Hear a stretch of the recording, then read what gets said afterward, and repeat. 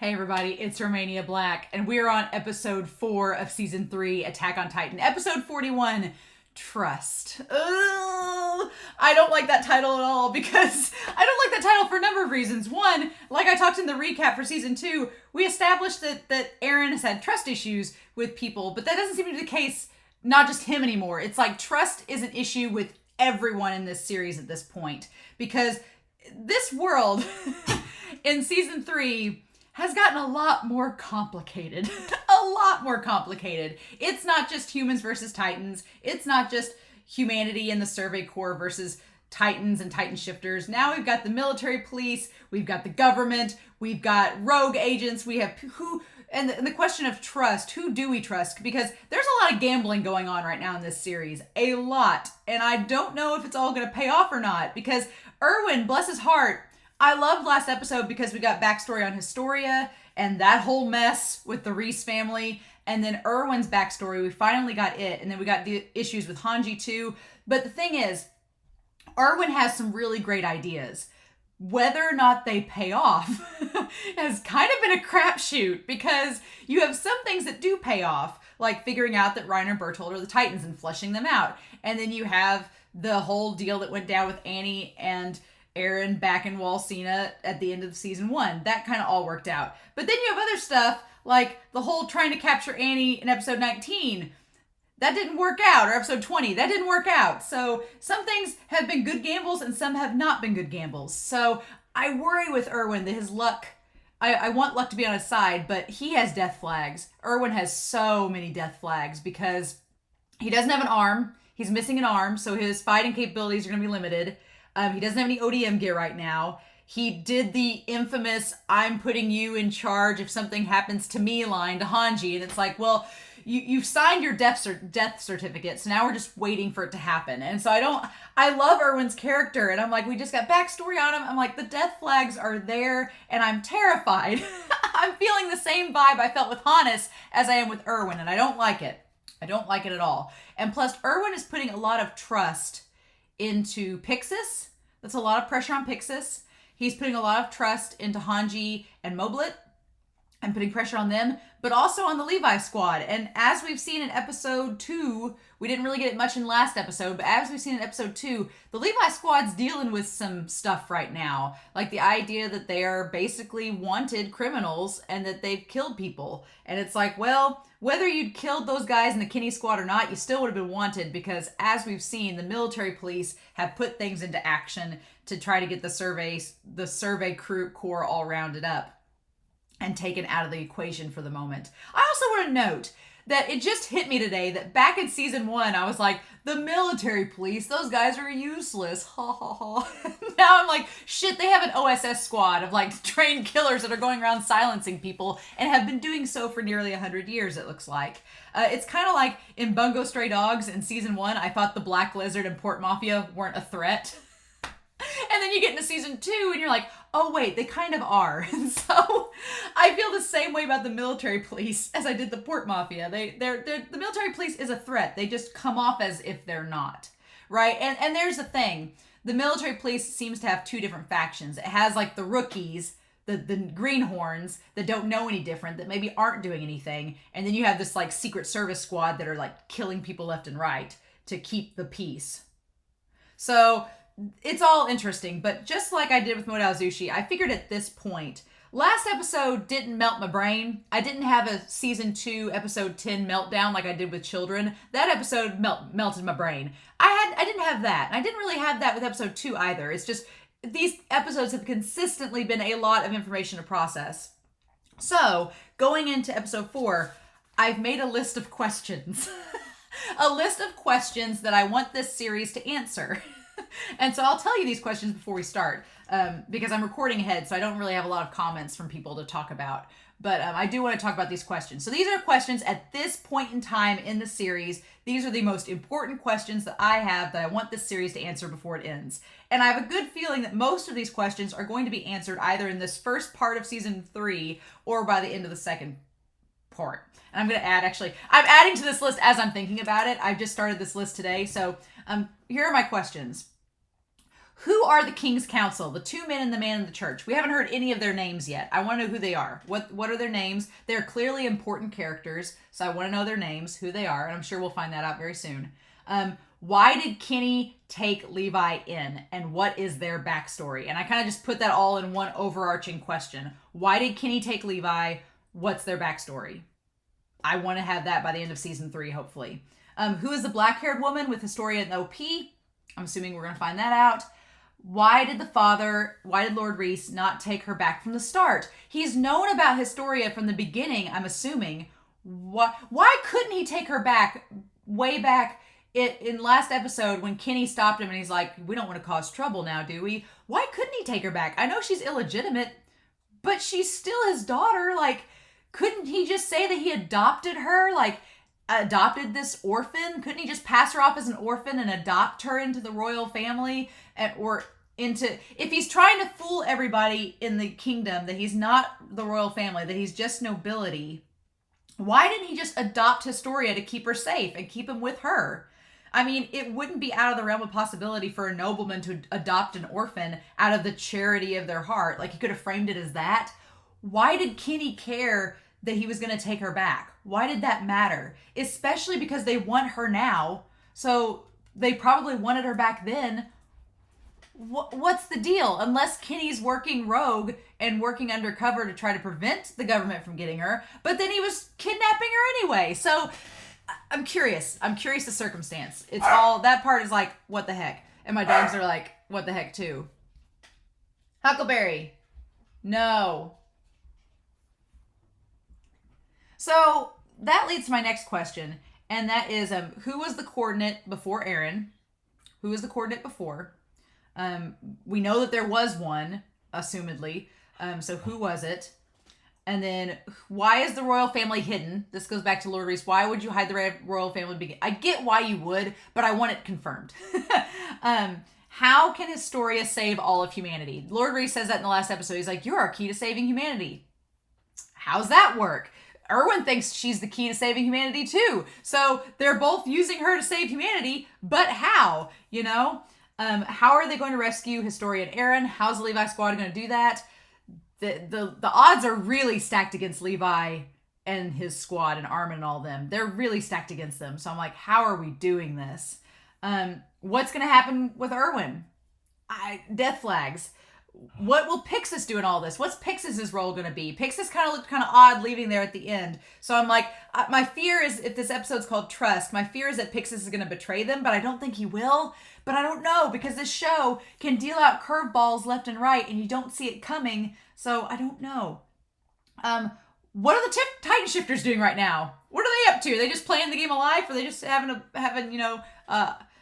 cakewalk? Who knows? Who is watching Annie? Is anybody watching Annie? Are they just assuming she's going to stay caked in that little block of skin stone? Nobody's watching her? Questions I have. What came first, the Titan or the Titan Shifter? Because here's the thing. I want to say it's the pure Titan came first.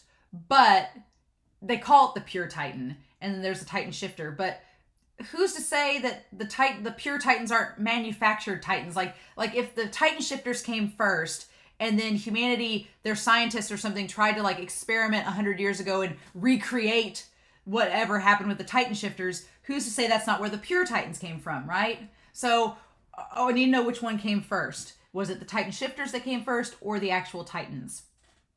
How does that work? From there, who is the power and who is the vessel? So I kept thinking in episode 2 that Historia was the vessel and Aaron was the power. But in the last episode, some of the language used made it sound like Aaron was a vessel for the coordinates power. So, and Historia can save humanity. So that makes me think that maybe Historia is the power and Aaron is the vessel. So we don't have confirmation of that. Who was the first Titan? Where did this all come from? Where did it all start? Who was the first Titan?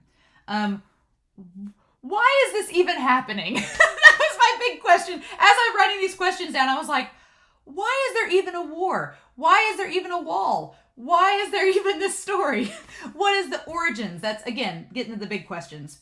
Why is the military police keeping the peace? And that ties back to the previous question. Where will the scouts go? Where will the scouts go if mission does not get accomplished and they don't rescue Aaron and Historia? where are they going to go? Are they just going to run around staying in hiding? Because they're going to be wanted. So where are they going to go and hide and not be tracked by the military police? That's my question. Unless they go outside the wall, but then they're in Titan territory. So what do we do? How can the king alter memories? That was Erwin's dad's theory. So we don't know if it was a theory. So we don't know if it's true or not. It's just what Erwin's father thought. So he could be like all of us just theorizing, and that was his theory. So can the king alter memories? How does that work? What's important about the name Ymir? I thought about this too. This question in the recap. Ymir was a name given to her. Is there a significance to it? It means ice giant in Norse mythology. So is there significance to that? And then what's up with the Northern Lights deity? The Aurora Borealis, we don't know what's up with that. That's a question that I got. And then where has Grisha been? I just thought of that. And what's he doing? Because I'm assuming he ain't dead. So yeah, that's my thing. So this episode's called Trust. And we left off with the scouts on the move, running from the military police. It's not good. They only got so much gas, right? You only got so much gas to move around. I don't know, y'all. And so I have all these questions. So I've got a highlighter. I've got questions. And as we go along, I'll probably add to this list. I'll check off questions we get answered this season and what episode it was and be able to tie back that when we do the recap. I'm glad you all suggested I split the recap into 2 parts because this is getting pretty crazy. So we're going to start episode 4. Just to warn y'all, there's a storm brewing outside. It's probably going to be thundering and lightning. I'm going to hope my dogs are asleep at my feet right now. So hopefully they stay cool, but oh, y'all. I tell you I'm ready and I tell you I'm not ready, and both are true. Because I want to get into this episode and find out. It's one of those things where you want to find out what happens, but you're afraid. You're afraid to find out what's going to happen, but you want to find out what's going to happen. So let's do this, shall we? We'll just rip the Band-Aid off as per usual. But we're going to start the episode here in 5, 4, 3, 2, 1. Let's go.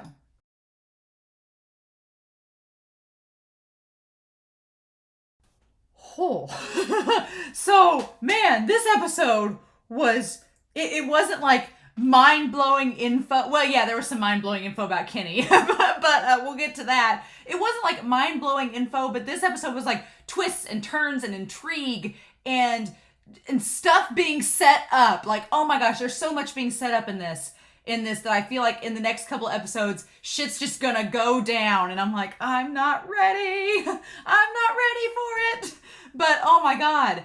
Oh, so yeah, my heart is breaking for Erwin because, like I said, it's one thing when a character it's one thing when a character's taken out immediately by a Titan. It's shocking, but you know that when they go into Titan territory, when they're fighting the Titans, like in the last 2 seasons, you know that it's gonna happen to somebody, right? And you just know that you're like, okay, something's gonna happen. And like in the last season when Erwin got his arm bit off, I thought that was the end of Erwin, and I was like, oh, but you kind of, it's the middle of a battle, and so you kind of expect it. This is worse because this is all like premeditated and planned, and it's like an execution, and I hate it. I hate it because we've just learned so much about Erwin's character, and we've just learned about his motivations and about like his dad and everything, and him putting Hanji in charge after him, which Hanji, I say girl, but it's girl, not in a, I say girl, but I mean, I feel like Hanji can get a little wild sometimes, a little crazy, but it's okay. Moblet keeps her a little reined in, and Hanji had some great ideas in this episode, but Erwin is just so take charge and calm and collected and just powerful as a character, and to see him like at his lowest point, hanging up by the one arm he has, being beaten to a pulp, because he couldn't defend himself at all when they tortured him. Like, they just beat the snot out of him, and he didn't say a word. And now they're going to kill him. And it's like, they're probably going to make it a public execution, like that one guy said, to show, like, the Survey Corps. And I'm like, I don't want to see a public execution of Erwin. I don't. Levi definitely doesn't. Levi was like, okay, we draw the line, we talk about Erwin. But Like, he's such a strong character, and I've come to really like him over the last season. And then in these last couple episodes, I've really come to like Erwin, and I'm like, oh, now you're going to kill him? Really? I'm getting Hannes vibes, but we followed him a lot more than Hannes, and I'm like, again, it's that tie to the old world, right? It's the tie to the old world. I don't want it. I hate it. So, okay. It would maybe make sense that Kenny would take Levi under his wing if they share the last name. It would maybe make sense. So that opens up another can of worms. So I'm going to add the name Ackerman to this because I don't know if Mikasa has talked to Levi about the fact that she has the name Ackerman too. I don't know if that's come up yet, if they've had that conversation. The way that it's set it up at the end of this episode, it seems like if they haven't had that conversation, they might be having it soon because something's up. It sounded like, because when he first said Kenny Ackerman, before we got Levi's reaction, I was like, oh, so Levi's name of Ackerman didn't come from him. Kenny gave him his last name. That doesn't seem to be the case. It seems like Levi already had the last name Ackerman, and Kenny found him. Found family. So it brings a whole new meaning to the term found family.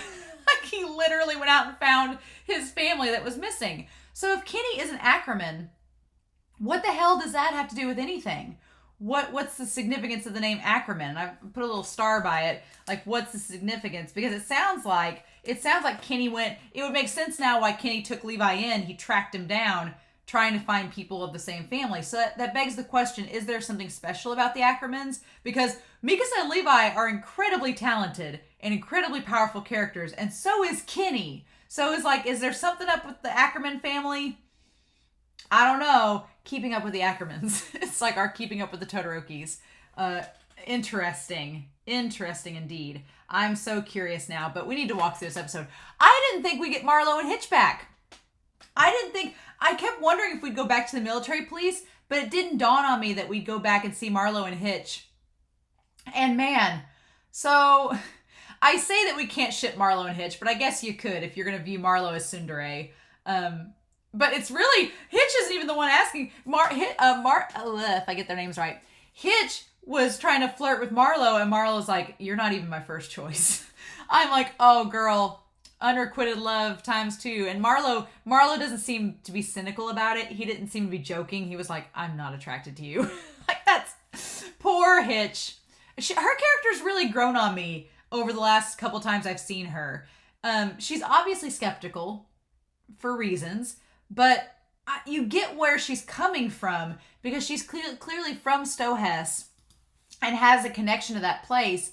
And so in Marlo's eyes, we established back in season 1, Marlo is a man of justice. He is a guy that wants to pursue the righteous course.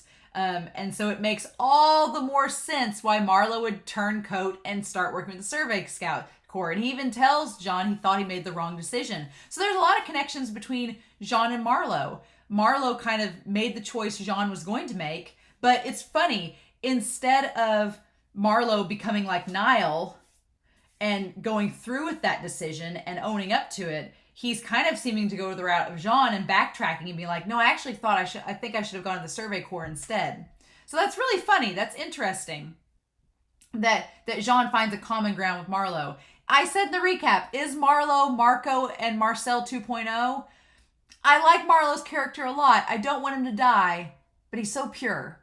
And as we know, pure souls don't last long in this world. So I don't know. I don't know how I feel about it, but I hope he doesn't die. I like Marlo's character a lot.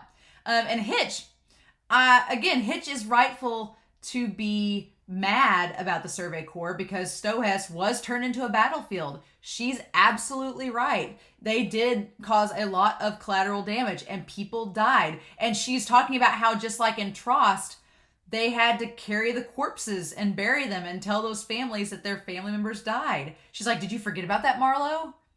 And she's like, and Annie's still missing. So as far as they know, they didn't know anything about Annie. Isn't that funny? They didn't know anything about her. They didn't know she was the female Titan at all. And the stuff is still in her room from like weeks ago. So it's not been a long time. It's been a couple weeks since season 1, if you can believe it. But it's not been too long. So, But yeah, But yeah, Marlo brings up a good point too. He's like, if the scouts disbanded, then humanity, who's going to save them from the Titans? That's the great question, right? So here's the thing. That's another good point that Marlo brings up. If the Survey Corps is disbanded, how are they going to fight? How are they going to fight Bertolt and Reiner? What's the plan for that? That's a really good point. I hadn't thought about that. They want to get rid of the Survey Corps, but they clearly seem afraid of Titan attacks, or do they? Who are they going to fight? Who's going to fight the Titans if the Survey Corps is out of the picture? And does that matter to them? And if it doesn't matter to them, then why not? There's this conflicting thing of the wall versus destruction of the wall.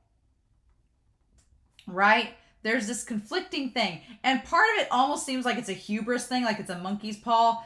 Like I don't know, part of it seems like it's a hubris thing, because we'll get to the very end of the episode and backtrack to this question. But yeah, I'm like, if the Survey Corps is out, who's going to protect them from the Titans?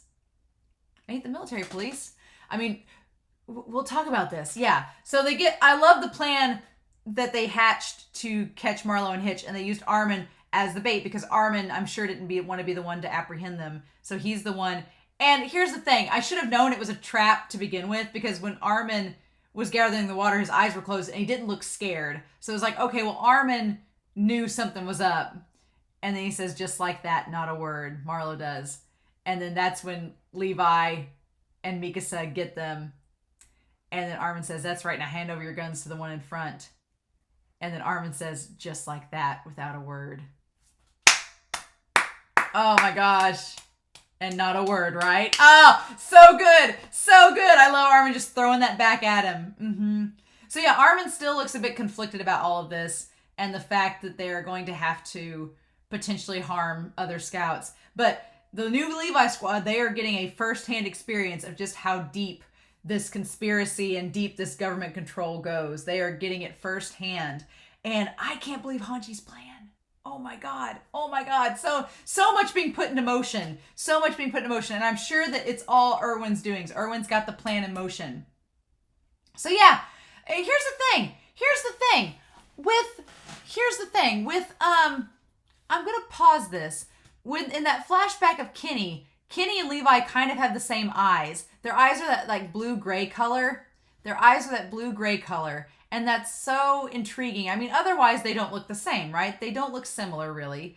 They don't look similar other than their eyes. But I want to go back to season 1 real quick. I want to go back to season 1 to in episode 6 with Mikasa's family. And I want to get the shot of her dad. And I want to just look for a moment. I want to see just that for a second. So, because Mikasa's mom, yeah, the dad doesn't look at all like them. Now, it's more the mom. Yeah, it's more the mom than the dad.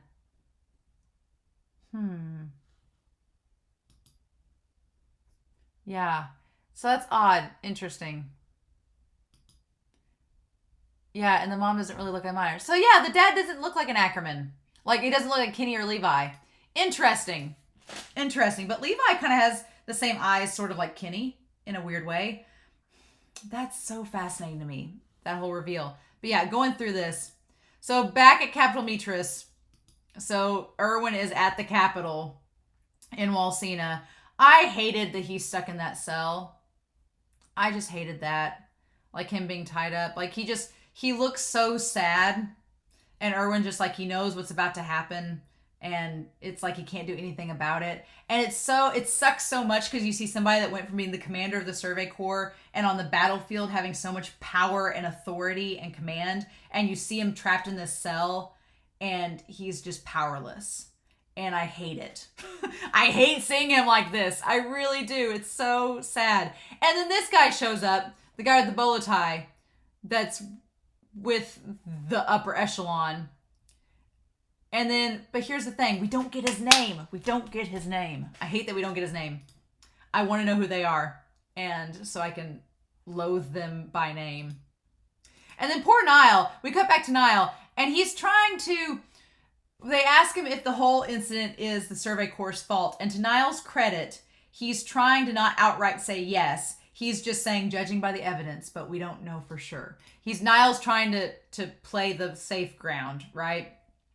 And then we have established here within the interior walls, the young reporter is like trying to say, well, are you saying the interior police are responsible for issuing the search? And the older reporter's like, don't shut up, don't do that. Pierre, I think that was his name. He's like, sorry, he's a rookie through and through. He doesn't know how we do things within the walls. So it has been established for a long time within Walsena, within the interior walls, that the military police, that they run the show, and that everybody just goes along with whatever they do because they know that if they don't, they'll disappear and won't be seen again. Interesting. And so then they talk about the new ODM gear, and Roy's the reporter's name. Cool. And then, yeah, even Niall comments about it. And this is important. So Niall says the buckshot is useless against Titans, which we talked about last episode, but it's perfect for killing people. So, and it seems like it was designed specifically for killing the scouts, because you wouldn't design it for killing civilians. Hell, they've been killing civilians for years just with a knife and a regular gun. Why would they need this souped up equipment? But it was to kill the scouts. So then its existence being hidden even from us means that sooner or later we might find ourselves staring down their muzzles all the same. So here's the thing. That gear did not just get created overnight, right? This has only been like 2 weeks since the events of season 1. It's only been 2 weeks. Like from the start of episode 5, from the Trost battle till now, has only been like 3 weeks tops, right? Insanity, but it's not even been a month. All this stuff happening within a month is crazy. So I'm saying that this gear creation has been going back way until back to No Regrets, a year or so even ago or more, to before Wall Shiganshina. But that's the thing too. So before Wall Shiganshina, this has been going all the way back to even before then. And they were creating the anti-Survey Corps, the anti-reconnaissance factions. The politicians have been forking in money and pulling it in to get this gear created to fight the Survey Corps members if they stepped out of line, just like they're doing now. So it's all been planned. And Niall is realizing that if they didn't tell them about this, who's to say that the government isn't going to issue that gear to be used against Niall and the other interior police at some point either? I mean, he's seeing the writing on the wall. But, again, we're going to go back to that last question. But that's interesting. I'm glad I didn't give Niall enough credit. I really dogged him in season 1. And y'all were telling me, you're like, oh, don't dog Niall. And I was like, why not? And now I'm like, yeah, Niall's not all that bad. He's clearly conflicted. And we'll talk about that later with his scene in Erwin's. And so, yeah. And then poor Flagle. Man, Flagle being MVP of this episode, giving Flagle credit. Giving Flagle credit for not only being brave enough to go along with Hanji's plan, but to call Hanji out when they cornered him. I think that's pretty impressive too, because yeah, the military police catches on to him. They found him. Hanji goes and saves him. And then Hanji's thing is that Hanji is friendly to a point. And then when Hanji wants what Hanji wants, and when Hanji doesn't get what they want, then they start to question a little bit rougher. Hanji's used to playing the bad cop, and Hanji's not afraid to play the bad cop. And so when Flagle starts to freak out, Hanji does not stay calm, cool, and collected. Hanji kind of freaks out too. And Moblet's not there to stop them. So it's interesting because Hanji tries to reason with Flagle, but I'm glad Flagle brings this up. Flagle's like, this is how things go down here. My testimony is worthless. I'm just one person, and the military police, their word is bigger than mine. Which you wonder if Hanji at that point is circling through their head thinking, okay, then we need to get a crowd gathered to listen to a confession. We need to have that happen. Because he's right. Flagle's right. If it's just his testimony, it's not going to matter because they're going to kill him. And then Hanji tries to say, well, then you have no reason to be afraid because at this point it's either do or die. You're damned if you do, you're damned if you don't. You can help us. And then Flagle brings up the great point, like the wall, living within these cramped walls, my life is shit. bringing up the idea of being trapped in the cage, right? And there's two different views of it that's being established in this episode. There's the people of, it's not just Aaron. It's not just Aaron. There's a lot of people that feel trapped within these walls, and Flagel's one of them. And a lot of the townspeople, it seems like, within Walsena is the tightest bird cage of them all because they're all trapped. I feel like the further out in the bird cage, the farther away from the government you got, the more freedom you had because they weren't keeping as tight of a rein on you. So way back where Aaron and them were in Wall Maria, that was closest to the Titans, closest to the danger, but also the most free because the government wasn't as, seemingly as onto monitoring them as they are in Walsena. But the closer to the interior you get, the tighter that rein gets, and the more the military police has control, the more things are the more obvious it is that the government's controlling things. Because I'm sure the government's been controlling stuff on Wall Maria and Wall Rose. We've established that with Kenny in the last episode, and the military police nixing people out in Wall Rose, where Historia was. But it's not as obvious, right? It's not as obvious when it happens way out in the sticks. But in the city, when people see it on a daily basis, it becomes obvious to the point where Roy, the reporter, is like, no, we don't talk about the military police because then you disappear. So interesting. It's an interesting comparison. It's very, very interesting that we're starting to see the town people, the kingdom's people starting to get restless and this whole keeping the peace ain't working anymore, right? And then Hanji tries to say, well, yeah, you got a point, but it doesn't sound like you're living anyway. So, you're either going to get killed by the military police or you can go out swinging and do something heroic and with a sense of justice. And I like that he calls Hanji out. Hanji's like, oh yeah, well, instead of scampering around like a scared little mouse your whole life, let's just face up to your enemy and even if it means risking your life. And Flagel's like hell I would. Flagel says not everyone has the same disregard for their lives as you do.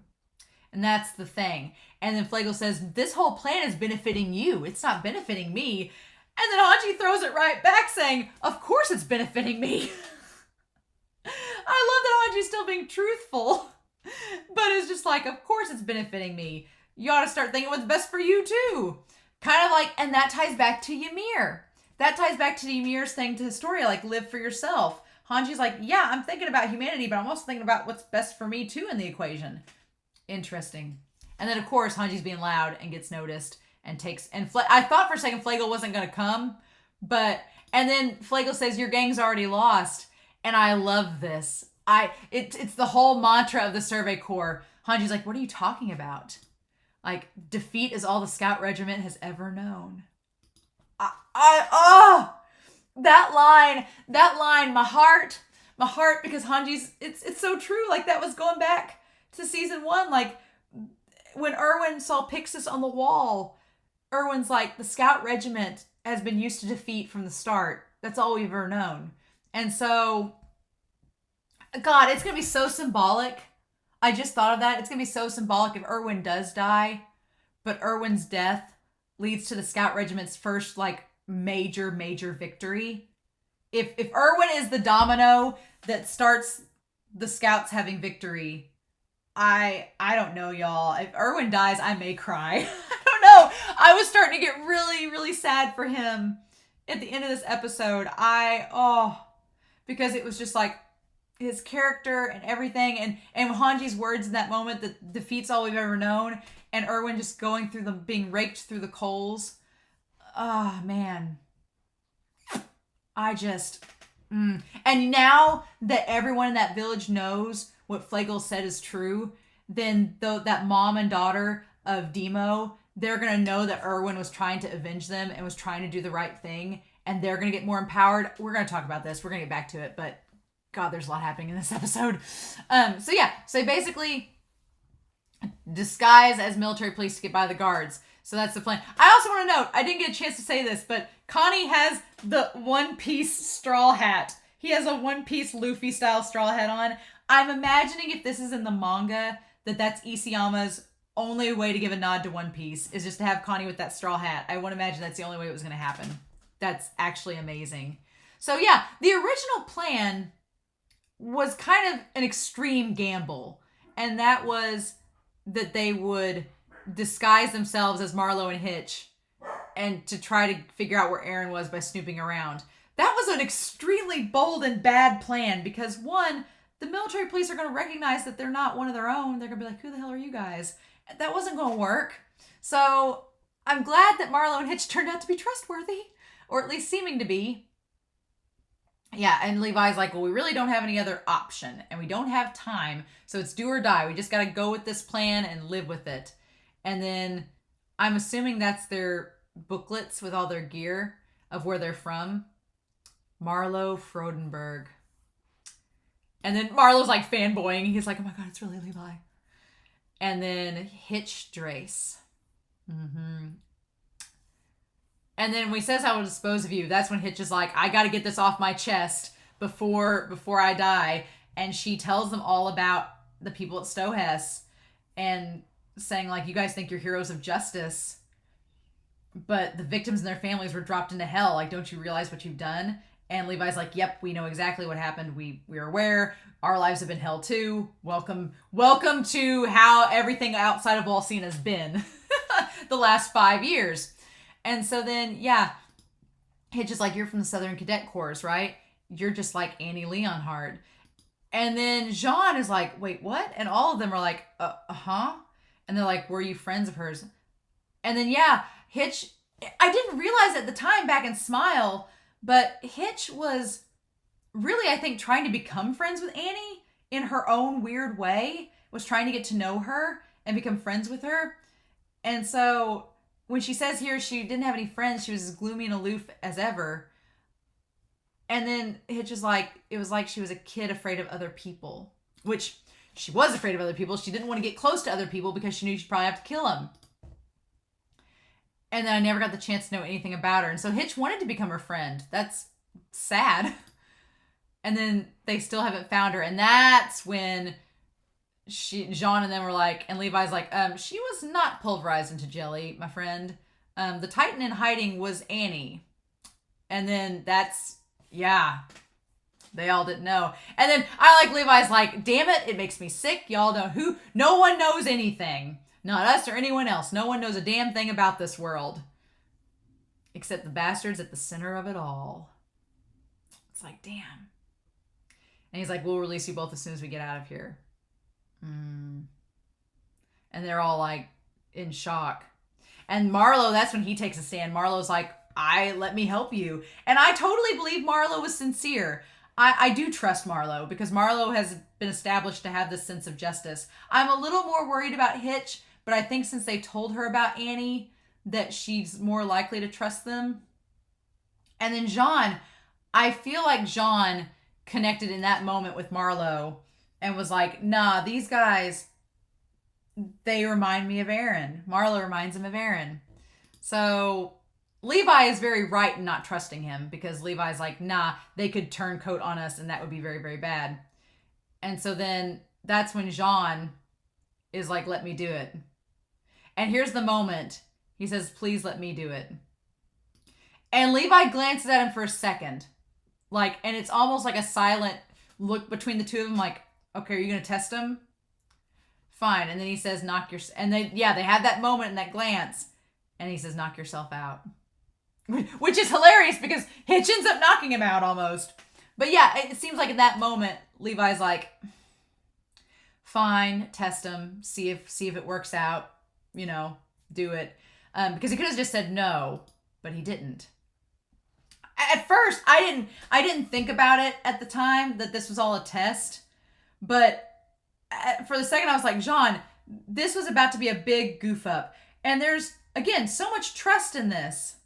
Like, also, Jean is about as bad of an actor as Aaron, for the record. Because even though they're like, what?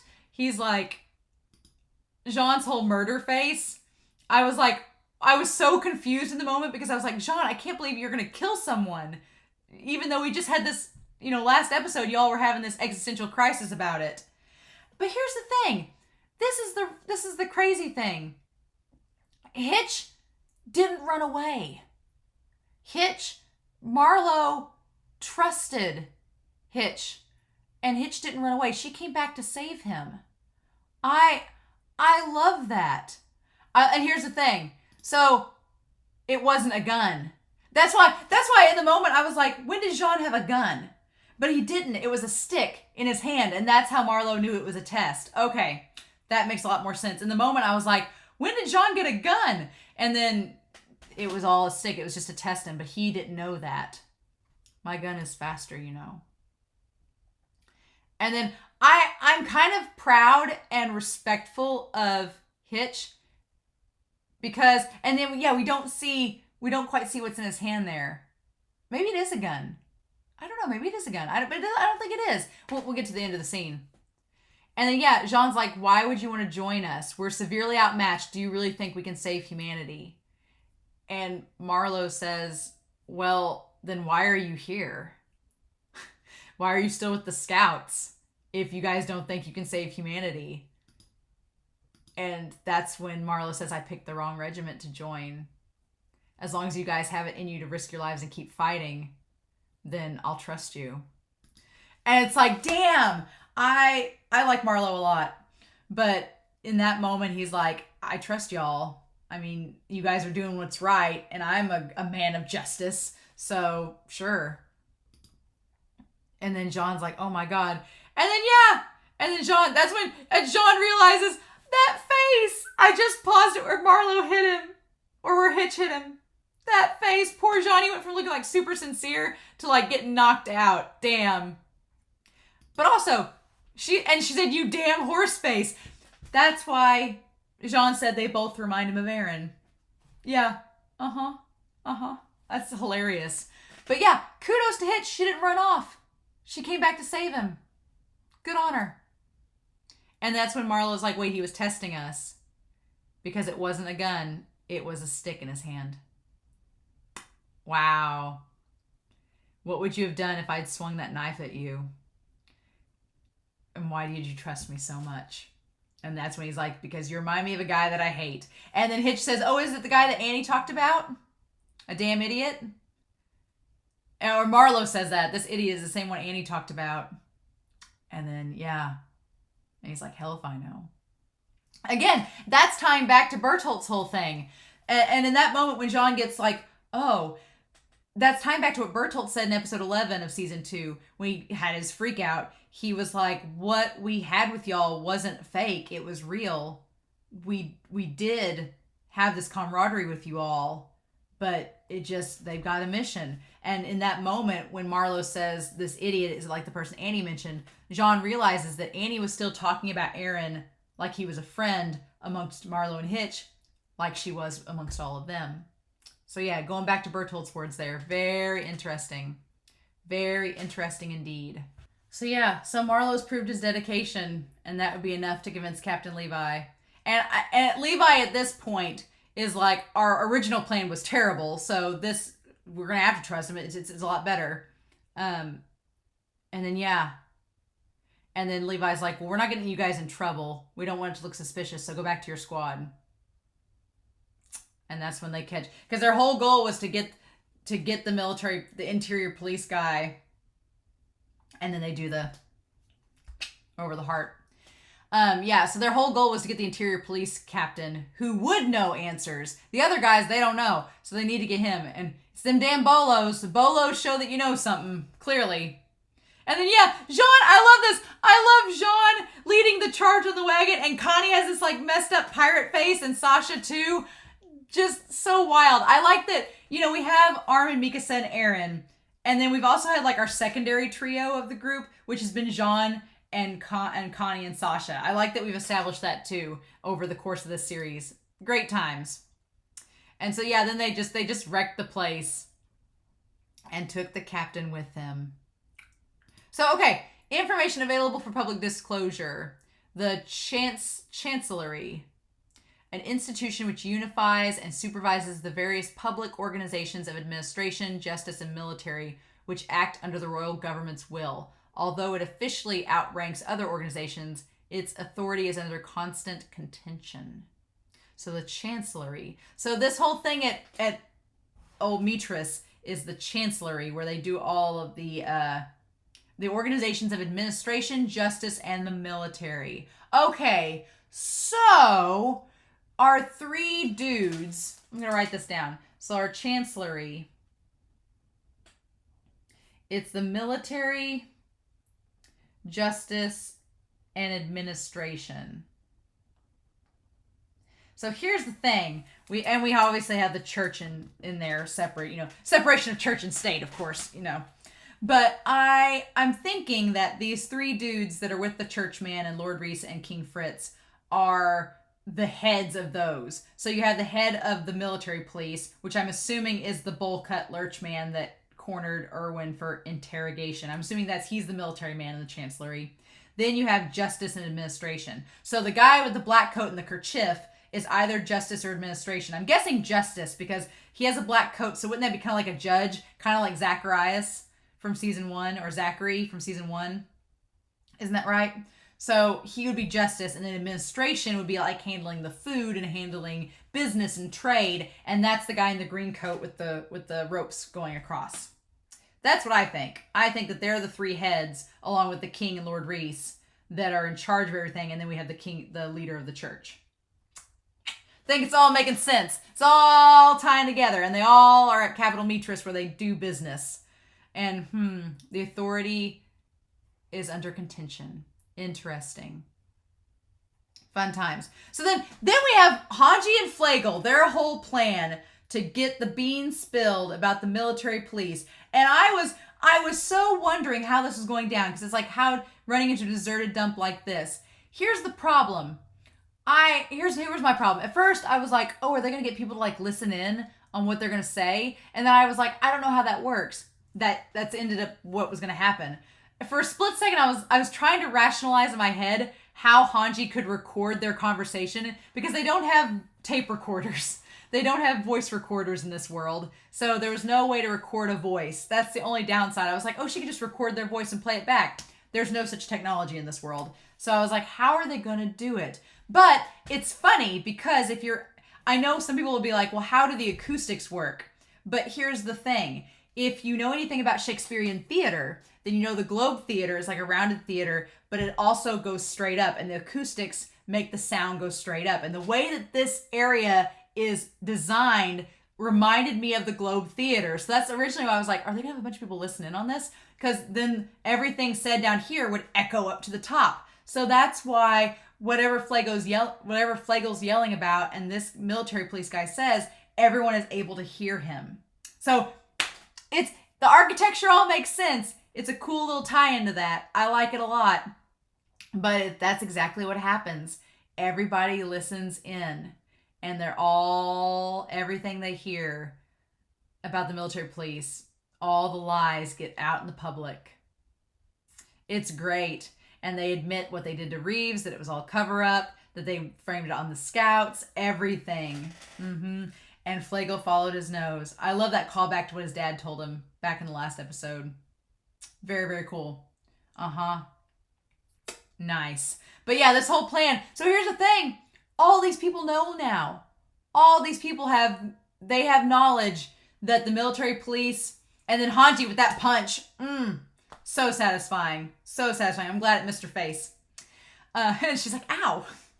And Moblit seems to have no trouble. Moblit's a lot stronger than he looks. You're too wild. But yeah, everyone heard. So here's the thing. They can't kill all these people, can they? They can't just do a mass execution. Word's going to spread like wildfire now that all these people have heard what's been going on. Yeah, and all these people came from the other side of the building too to hear. So yeah, everybody knows. So it's going to start a riot. It's going to start a riot within... Now, are they in Trost right now? They're in Trost, which is in the southern part of Walrose. It's going to start a riot, y'all. Oh my gosh, the revolution has begun. I don't even know. Because what are they going to do? Kill them all? And I love that Flegel sits on his head with the gun. And then he tries to say the big speech and it comes out half wrong. And then at the very end, they slow clap him. They're like, I'm the boss. He's the new boss. You can count on me. Oh my God. It's great. It's so great. But yeah, Okay. So, I'm so curious what we're doing with this. Congrats on the job. Keep an eye on these interior police. Yeah.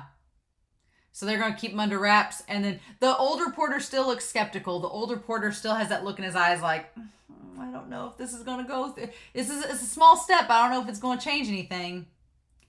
And then so we cut back to our interior policeman that's getting interrogated by Levi. And you know what's funny about all this? And I commented on it in the reaction, but this was all foreshadowed way back in episode 14 of season 1 when Levi was booting Aaron in the face and beating the crap out of him. This was all foreshadowed that Levi was going to basically kick the snot out of everybody else for the rest of the series. But yeah, he asks where Aaron and Krista are. He doesn't call her Astoria. He still calls her Krista. And then this guy's like, you don't get it. He's like, these kids don't know anything. I'm just babysitting them. Like, you think you're a hero for beating these kids that don't know any better? And Levi's like, well, clearly I'm not doing my job well enough. So he just puts the whole foot in his mouth. That atrocious mouth of yours. Yeah, oh my God, I love it. I thought he was going to kick his teeth out, but he doesn't quite do that. And this guy's like, you're insane. And I love that shot. So that shot we see of Levi staring down at him, his eyes, like in the moonlight, his eyes are like blue. They're like a really pretty blue color. And again, now that we know Kenny's last name is Ackerman, they really don't look that different from Kenny's eyes. From what we saw in the last episode when he was cornered Historia in the military police. The eyes look the same. Mikasa, on the other hand, Mikasa's dad looks nothing like either of them. And the mom doesn't either. So there's a little disconnect there, but we'll cross that bridge when we get to it. All that's left for you to run and hide inside the walls covered in mud and shit. Yeah. And then, and Levi, of course, growing up in the mud and the shit, he knows exactly what he's talking about. And he's like, nah. And you can just tell Levi has like this amazing ability to look completely furious without looking furious at all. Like he just has that cold, quiet fury. And he was doing well. He was keeping his calm until the interior policeman says, if you don't turn yourselves in, every last scout we captured will get the noose. So they're going to start hanging him. And he's like, we're going to start with the most guilty of all, Erwin Smith. And that's when Levi was like, you know what? I'm tired of hearing it. Because Levi does care about Erwin. And yeah, he's like, shut up. That's not answering my question. And then, yeah, he says, some scouts' lives are more valuable than others. Only those dumb enough to acknowledge that join us. And so he asks again. And this guy's like, I don't know. He's like, I'm not allowed to know. And he says, Kenny Ackerman is a very cautious man. So Kenny's behind with all this. He's the ringleader with this, and he's not telling him anything. But Kenny Ackerman. And then that little, that eyebrow twitch. That eyebrow twitch. Levi just, his eyebrows went, like just. That was all he did. That was all he did. It was even more subtle than when his eyes widened about the whole Titans being humans thing. Like that little twitch. And Mikasa like looks over at him like, what, you knowing the same thing? So I guess Levi and her have talked, or they at least know they have similar last names, right? Or does she know his last name and he doesn't know hers? I want this confirmed. He says, I know Kenny. Is that his last name? It is. And then they're both like, interesting. It's like, there's a lot he doesn't divulge, especially the important stuff. But you must have a rough idea. You best try to remember. You still have plenty of bones left to break. Oh my God. And he's like, you're insane. And then that look on Levi's face where he's like, yeah, you just now figuring that out. Like, that look could like pierce through a Titan's hide. That is a look. And he says, maybe I am. He's like, do you have any idea what we've been through? But then Kenny's kind of crazy too. Mikasa's kind of crazy too. It's all coming together, maybe. And then Sasha, of course, could hear, like she heard before, and everybody gets down. And then, yeah, the scouts. He's like, I told you so, Captain. That, yeah, one way or another, the scouts will come to an end. But is it Marlowe and Hitch? Oh, there's only 2 of them. So is it Marlowe and Hitch? I didn't even think about that. Could it be Marlowe and Hitch that's coming up next to him? And that's going to be the reveal, is that Marlowe and Hitch come up with info? I hadn't even thought of that.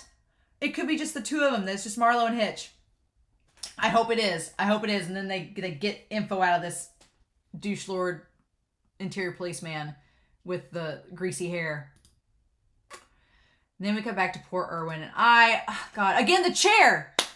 Going back to the chair. Just saying. So the chair's knocked over like it's been used. But it looked like they didn't even offer Erwin the chair. They just chained him to the wall with his one good arm. And because he doesn't have another arm, he can't defend himself. That's what I'm like. I'm like, he can't defend himself. I don't want them to kill him. I don't want Erwin to die. I had been indifferent until this season. It's so bad, guys. I had resigned myself in season 2 that he was gonna die. And when episode 11 happened, I was like, oh God. When he got taken by that Titan by the arm, I was like, okay, Erwin's dead. That's the end of it. And then in episode 12, I was like, Erwin's gonna die. He's gonna die in the midst of all this, and then he didn't. And then we start to get to know him in this season, and I'm like, oh, I don't want you to die. And now I'm like, they just beat the snot out of him. And then Niall's the one that comes to him. And he tries to make a joke. I've seen you in better shape. And to think you were lecturing me the other day. I feel so bad for Erwin because it's like black eye and his lips and nose are busted. And he says, you're getting an audience with the king. They'll decide how to dismantle the scouts and announce your final sentence. And he says, Niall, huh? Where was your house? Stohess district, was it? Is your family doing well? And then Niall's like, yeah, they're fine, both Marie and the kids. I haven't been home in a while, but it's around Eastern Wall Rose. So he's not at Walsena. His house is around Eastern Wall Rose.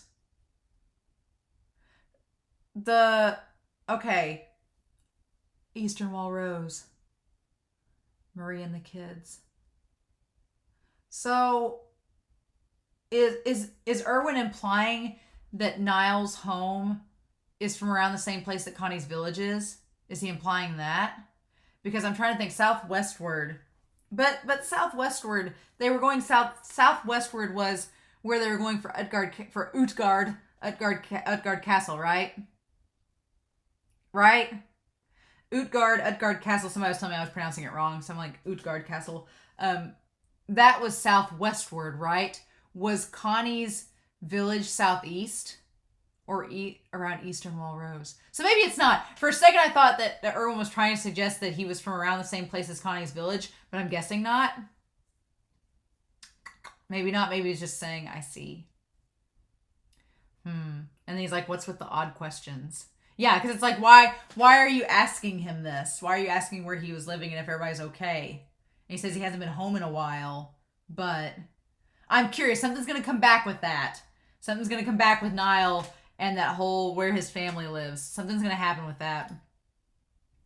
I entrusted something to Commander Pixis. And when and if the time comes, when it comes, I will only watch. It's up to you to decide, you and them. So that's cryptic. What was left with Pixis? What's happening? Erwin, he's like, at that point, I'm just going to sit around and watch. Whatever happens, happens. So Erwin has always been, in this series, Erwin has been a step or two ahead of everybody. Erwin's always had a plan. He's been a gambling man, but he's always been a step or two ahead when it was capturing Annie and getting everybody to go into the forest. And Erwin's thing is he doesn't reveal the plan to everybody. He only reveals it to key people and puts them in charge of doing their part. He's like, okay, you go do this, you go do that, and then it all comes together in the end. So Erwin has planned something. Something's going to happen. We know that. Something's going to happen. And Erwin's put it in motion. So I'm guessing if Erwin dies, something's going to go down. And he's like, and then at that point, it's out of my hands. I can just watch. Oh, that's so cryptic. And Niall's like, what the hell? But we're going back here to the Demetrius. And to our 4 men at the table, the 4 chairs. Not much came out of Erwin in the end. Yeah. He must not have learned any secrets from Pastor Nick. Well, you'd be surprised.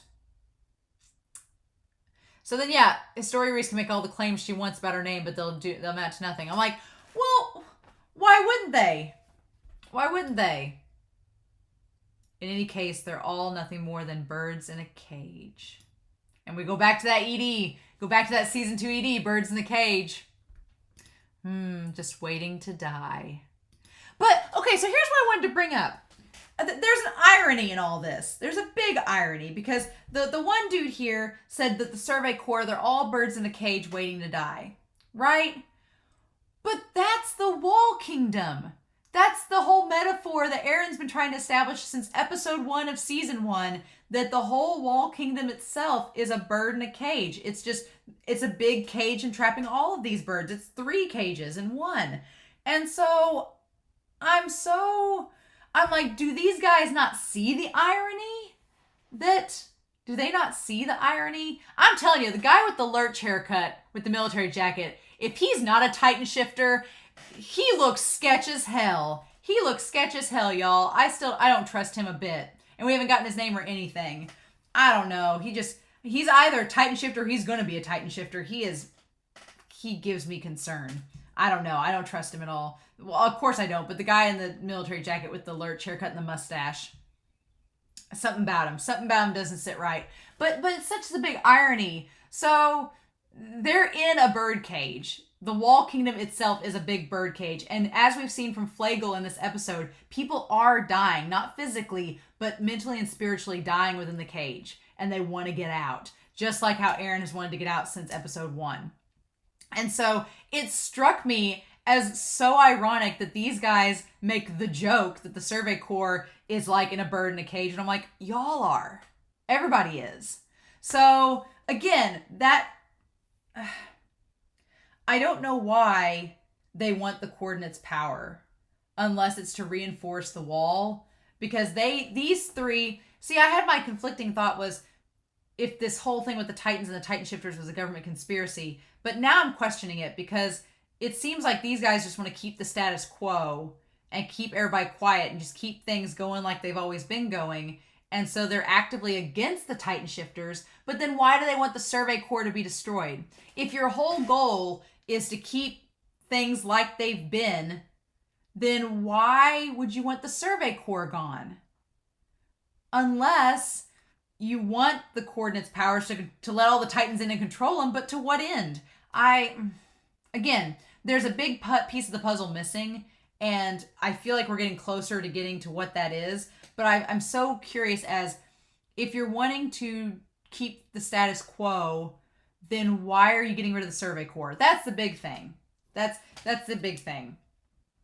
To keep status quo, don't you need the Survey Corps?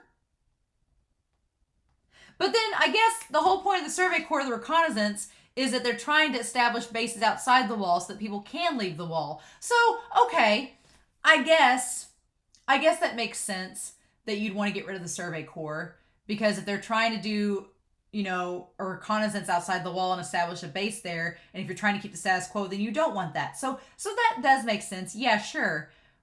But the Survey Corps, who's going to fight the Titans for you? Because you all don't want to do it. So I guess I'm wondering if maybe the idea is that we get rid of the Survey Corps as it is now. We get rid of the Survey Corps as it is now and start fresh. Get rid of Erwin. Get rid of the Survey Corps who know too much about what's outside the wall. They've seen too much already. Aaron has opened their eyes. They've seen too much. So get rid of them all and we'll just start fresh. And the fresh group of Survey Corps members won't know anything. But then here's the other thing. If your precious king has memory altering powers, why aren't you using that to just alter the memories of the Survey Corps members so they forget everything? Why aren't you doing that with Erwin? What's the deal? What's the deal? More questions. More questions. But yeah, so Erwin Smith has arrived. And it's like, bless his heart, they've got him all tied up, and he's just following along. And then this guy in the green jacket thinks he's Aizen Sosuke over here. He's like, once we finally execute him, all will be according to plan. And I'm like, I want it shoved back so much in that man's face. Because it's like, I'm also like, Erwin's been in charge of the Survey Corps for a while, and you're just now executing him? Like, I guess they needed a reason. So, but Erwin has a plan in motion. And what they don't know, what these four don't know, is that Erwin has a plan in motion. Pixis is involved in that plan.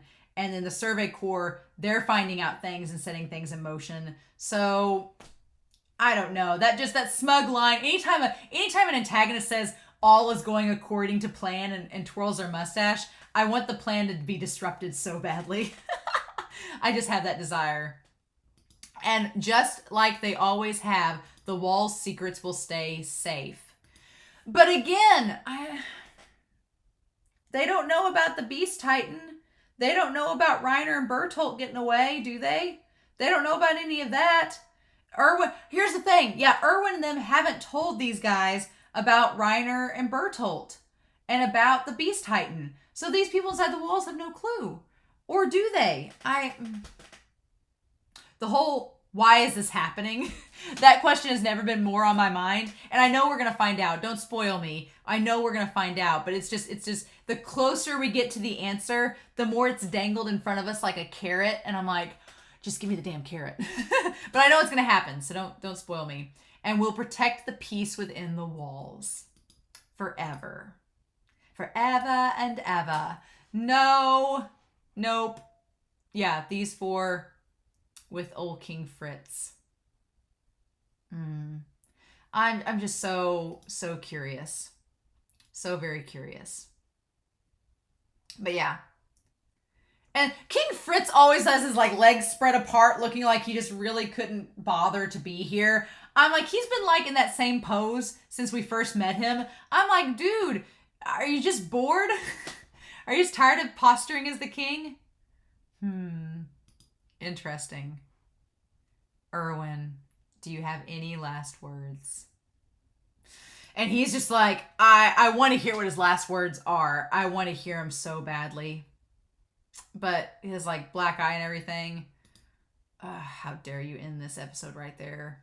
How dare you? God. So episode 3. If we look at season 3 in 2 parts. Then episode 1.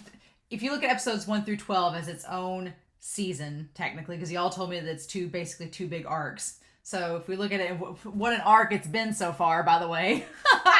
But if we look at it as one big arc, then there's 3 parts. So episodes 1 through 4 is part 1. And episodes 5 through 8 is part 2. And I have my rule of 8. So I'm like, And then episodes 9 through 12 is part 3. So this is the end of Act 1 of part 1 of season 3. So we've set everything up. We've set up how dire the straits are. We have the conflict. Erwin's going to be killed. The Survey Corps is going to be killed. Historia and Eren have been captured. Eren's possibly going to be killed. We've got the odds stacked against us. And then, so the question is, now that we're starting Act 2 of Season 3, Part 1, where are we going to from here? I felt like, it's so weird. This episode gave me a sense of hope with Marlowe and Hitch, and gave me a sense of hope with Hanji and the rebellion there in Trost. But it also gave me this sense of just despair that according to plan and that Erwin's going to be killed. I'm not kidding y'all. I was really getting on board with Erwin's character in the last couple episodes. And in this episode, really, it suddenly hit me that he could possibly die. And I don't want that to happen anymore. So there's that. There you go, show. You're making me really care about this character. But I've talked for an hour. There wasn't as much theory crafting in this episode. I feel like this is all a big setup. It's a big setup of things to come. Like the thing with Hanji, and it's like setup and payoff. So what's the payoff going to be from all this? We've got all these different setup and payoff. Marlo and Hitch joining the survey, the cadet, the Levi squad. That's the setup. What's going to be the payoff? Is it going to be good or is it going to be bad? Are they going to go through with it and help the Survey Corps, or are they going to betray them? There's that setup. This reveal of Kenny Ackerman. It's a setup. What's going to be the payoff? I'm guessing the payoff is going to be we're going to flash back and get to Kenny and Levi having some type of conversation maybe, or even Mikasa and Kenny having a conversation. I don't know, but there's been a setup with Kenny Ackerman being revealed. Setup, what's going to be the payoff? Hanji and Flegel. They got the townsfolk to hear about the betrayal of the military police. That's the setup. What's going to be the payoff? What we're going to do with that? We have the idea that Erwin's going to die. That's the setup. Is he going to die or is he not going to die? What's going to be the payoff? That conversation between Niall and Erwin, that was the setup. What's going to be the payoff? So this whole episode was a big series of setups. And now, for the rest of part 1, I feel we're going to see what's the payoff of that. What are we going to do from here? And so, I don't know.